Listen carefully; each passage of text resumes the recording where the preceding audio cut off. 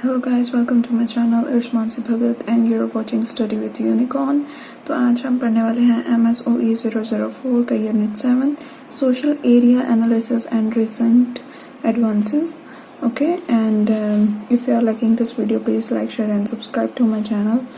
और पैनिक मत. बहुत सारे बच्चे जो हैं वो मेरे को इंस्टा पे मैसेज कर रहे हैं कि मैम जल्दी से जल्दी वीडियोस डालो, और मैं उनको यही बोलना चाहूँगी कि प्लीज़ आप पैनिक मत होइए. ठीक है, मुझे भी पता है कि तुम्हारा जो है 23 को एग्ज़ाम है, तो मैं अपनी तरफ से पूरी कोशिश कर रही हूँ. And let's get started with the chapter. इस चैप्टर में हम पढ़ने वाले हैं कि क्या क्या टेक्निक जो हैं वो यूज़ हुई हैं सोशल एरिया एनालिसिस के लिए, और क्या डाइवर्स पॉपुलेशन को एनालाइज करने के लिए जो है हम कौन सी टेक्निक को यूज़ करते हैं. एंड उसके बाद फैक्टोरियल इकोलॉजी क्या होती है, उसके बाद GIS ज्योग्राफिकल इंफॉर्मेशन सिस्टम का क्या काम है. देखो, लास्ट वाले जो चैप्टर में हमने ह्यूमन इकोलॉजी के बारे में पढ़ा था, ठीक है, एंड इस चैप्टर में हम फैक्टोरियल इकोलॉजी के बारे में पढ़ेंगे. तो सबसे पहले हिस्टोरिकल रिव्यू की बात की जाए तो हिस्टोरिकल रिव्यू जो है, ठीक है, उसमें सबसे पहले हम हिस्टोरिकल रिव्यू में हम ये पढ़ेंगे कि अभी तक जो है अर्बन सोशियोलॉजी में क्या क्या थ्योरीज आ चुकी हैं सिटी को लेकर. ओके, एंड उसमें सबसे पहले अगर बात की जाए तो इकोलॉजी अप्रोच. देखो, इकोलॉजिकल अप्रोच हमने पढ़ा था जो कि अर्बन सोशियोलॉजी की सबसे मोस्ट डोमिनेंट जो थ्योरी है. ठीक है, ये मैं बाहर यहाँ पे अभी मैं रिपीट नहीं करूँगी, तो पिछला लेक्चर जाके देख लो. ठीक है, उसके बाद इसमें इकोलॉजिकल अप्रोच में उन्होंने ये बोला था ह्यूमन सेटलमेंट्स के बारे में बोला था कि कैसे सिटीज़ में जो है वो डिफरेंट ह्यूमन सेटलमेंट्स होती हैं. उसके बाद यहाँ पे जो फिलोसोफर्स ने रीड किया था वो शिकागो के अमेरिका के शिकागो शहर का जो है वो पढ़ा था. ठीक है, शिकागो शहर को जो था वो उन्होंने रीड किया था उस टाइम पे. तो इकोलॉजिकल अप्रोच जो था वो शिकागो स्कूल का मोस्ट हॉट टॉपिक था, ठीक है, उस टाइम पे. एंड आफ्टर दैट कि शिकागो स्कूल जो था वो अर्बन पॉपुलेशन को मोस्ट ऑफ द टाइम जो है इकोलॉजिकल अप्रोच से ही स्टडी कर रहा था. और उस टाइम पे बहुत सारे बायोलॉजिकल थ्योरीज भी आ रही थी, क्योंकि सोशियोलॉजी और अर्बन सोशियोलॉजी दोनों ही आपस में जो थे वो डेवलप हो रहे थे. ठीक है, तो उस टाइम पे क्या था, एक थ्योरी दी थी सर्वाइवल फॉर द फिटेस्ट. ठीक है, तो इस theory survival for the fittest भी जो था वो बहुत ही इंपॉर्टेंट थ्योरी को मद्देनज़र रखते हुए अर्बन सोशियोलॉजी को पढ़ा जा रहा था. एंड इकोलॉजिकल अप्रोच की सब थ्योरीज होने के बाद उसके बाद पार्क आते हैं. ठीक है, एंड पार्क जो है वो आर्ग्यू करते हैं ऑन द माइग्रेशन. ठीक है, माइग्रेशन पार्ट पे कि कैसे जो है वो अर्बन सिटी में जो है वो माइग्रेशन होती है. ठीक है, एंड विलेज एरिया से रूरल एरिया से कैसे लोग जो हैं वो due to some social factors और due to some social lackness, ठीक है, उसकी वजह से कैसे माइग्रेशन होती है, तो उसके बारे में उन्होंने पता. और इस चीज़ में उन्होंने यूज़ किया जो सेंसस डाटा प्रोवाइड किया जाता था गवर्नमेंट का, और अर्बन इथनोग्राफी को यूज़ करके जो था उन्होंने उस टाइम पे अपने जो थ्योरीज थी वो दी थी. उसके बाद अर्बन वे ऑफ लाइफ उन्होंने बोला था कि जो अर्बन वे ऑफ लाइफ है वो बेस्ड है, अमेरिका की जो वे ऑफ लाइफ है वो बेस्ड है इंडस्ट्रियलाइजेशन पे.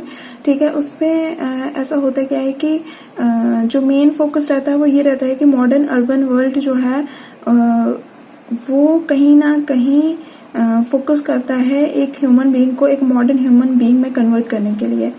पार्क के बाद जो है बर्गस थ्योरी आती है, कंसेंट्रिक थ्योरी, जो मैंने बता दिया है कि एक जो है वो बीच में जो है CBD रहता है, सेंट्रल बिजनेस डिस्ट्रिक्ट रहता है, और वो बाकियों को जो है वो सिटी जो है एक कंसेंट्रिक सर्कल में डेवलप होती है. तो एक ये थ्योरी थी हिस्टोरिकल व्यू में दी. उसमें उसका मेन फोकस ये रहा है कि वेस्टर्न जो कैपिटलिज्म है, ठीक है, वेस्टर्न कैपिटलिज्म जो है वो एग्जिस्ट करता है with the high degree of industrialization. ठीक है, जो कि अर्बन इकोलॉजी को मजबूर कर देता है डिफरेंट मॉडल्स को देने में. ठीक है, अर्बन इकोलॉजी के डिफरेंट मॉडल्स तुम्हें पता ही है. जैसे उसके बाद जब बर्गस ने कंसेंट्रिक मॉडल्स दिए, उसके बाद जो है वो सेक्टर मॉडल आ गया. ठीक है, एक्सप्लोटेटिव मॉडल आ गया, न्यूक्लियर मॉडल आ गया. तो ये सारे मॉडल्स जो है वो लास्ट वाली वीडियो में जाकर पढ़ लो. ठीक है, ये रहा तुम्हारा हिस्टोरिकल व्यू, और इसमें और कुछ डिस्कस जो है वो नहीं किया हुआ है. उसके बाद हम पढ़ते हैं द कंसेप्ट एंड टेक्निक. ठीक है, concept and technique of social area analysis.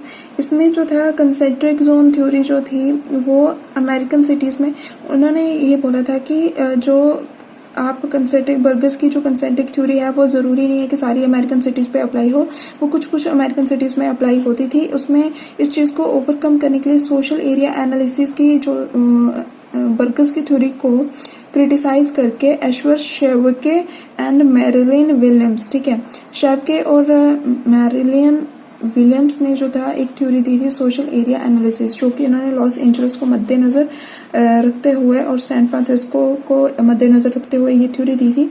इसमें उन्होंने आइडेंटिफाई किया था identification and description of the area according to their social characteristics. इसमें उन्होंने बोला था कि हम सोशल करेक्टरिस्टिक्स को हम देखेंगे कैसे कैसे डिफरेंट एरिया जो है वो सिटी के जो है वो टोटली डिफरेंट। उन्होंने जो पिछली वाली थ्योरीज थी उसमें क्या बोले थे, एक प्रॉपर सिटी है उसकी ये सोशल करेक्टरिस्टिक्स है, लेकिन विलियम्स और एशराफ ये बोलते थे कि हर एक सिटी के हर एक एरिया का डिफरेंट सोशल करेक्टरिस्टिक हैं और वो उसी चीज़ को जो है वो आइडेंटिफिकेशन किए थे, ठीक है, और डिस्क्राइब भी किया था, ठीक है, थ्रू स्टैटिस्टिकल प्रोसीजर, ठीक है, which was applied on Los Angeles and the San Francisco, okay. And उसके बाद उन्होंने क्या किया था कि स्टैटिस्टिकल प्रोसीजर को उन्होंने मार्केटिंग रिसर्च में भी यूज़ किया था, ठीक है, जिसमें उन्होंने सोशल एरिया एनालिसिस का मेथड यूज़ किया एंड प्लस फैक्टोरियल इकोलॉजी का। उसमें उन्होंने ये भी कहना था कि रेजिडेंशियल डिफरेंशिएशन जो थे at the rate of zonal level with social factors, ठीक है। उन्होंने बोला था कि जो लोग वहाँ पे रह रहे हैं, चाहे तो मिडिल क्लास चाहे वर्किंग क्लास ले लो, तो उनके डिफरेंट जोन लेवल हैं, ठीक है, और उनके खुद के डिफरेंट जो है वो सोशल फैक्टर्स हैं, ठीक है। एंड उसके बाद उन्होंने एक और चीज़ बोली थी कि सोशल एरिया एनालिसिस जो है वो अर्बन प्लानिंग रिसर्च में भी हेल्प करता है। उसके बाद हम बात करते हैं क्रिटिसिज्म की, तो इसका क्रिटिसिज्म ये हुआ existing social area analysis was not based on sound theoretical principles and hence argue that use of sociological concept like social space, okay, would help the understanding of cities by social characteristics. उन्होंने ये चीज़ बोला कि यार तुम ना इनको theoretical principles के ऊपर मत जाओ, तुम्हें सोशल स्पेस को अच्छे से पढ़ना है, उसके सोशोलॉजिकल कंसेप्ट को अच्छे से पढ़ना है, और वो सोशल जो सिटीज़ की सोशल करेक्टरिस्टिक्स है ना, अगर आप उनको समझोगे तो फिर ही तुम्हें ये चीज़ें समझ आएंगी।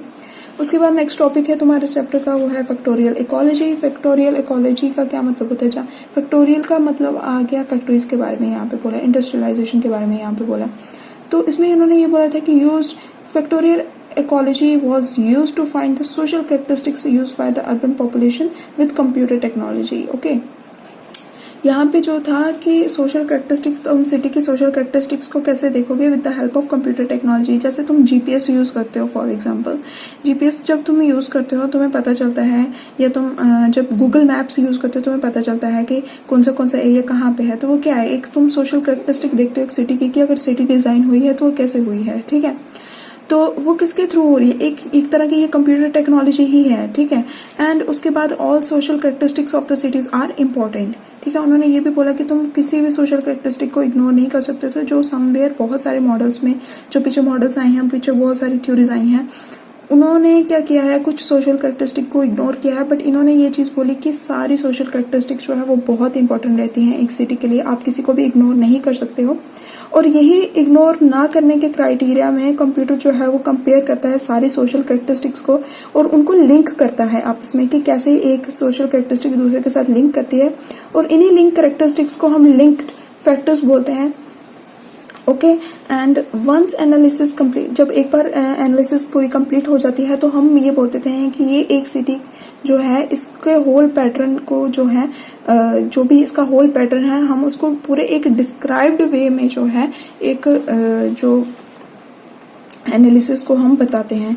उसमें अगर एग्जांपल दी जाए तो आरजे जॉनस्टन ने क्या बोला, आरजे जॉनस्टन ने भी फैक्टर इकोलॉजी को लेकर जो है उन्होंने दो स्टेटस को डिफाइन किया, एक सोशल इकोनॉमिक स्टेटस को, एक फैमिली स्टेटस को। उन्होंने एक सोशल जो पूरी सिटीज़ का सोशल कैरेक्टरिस्टिक्स देखा और उन्होंने अपनी बुक में, जो भी उनकी बुक थी उसमें सोशल इकोनॉमिक स्टेटस को बहुत अच्छे से बताया कि एक सिटी का, अमेरिकन ही सिटीज़ का इन्होंने काम किया था, ठीक है। तो उन्होंने बोला कि अमेरिका की सिटीज़ का कैसे सोशियोलॉजिकल इकोनॉमिक स्टेटस जो है वो कैसे चेंज होता है, और उसके बाद फैमिली स्टेटस जो है उनका क्या है, और फैमिली स्टेटस इनका क्या क्या है वो तुम्हारी बुक में नहीं बताया।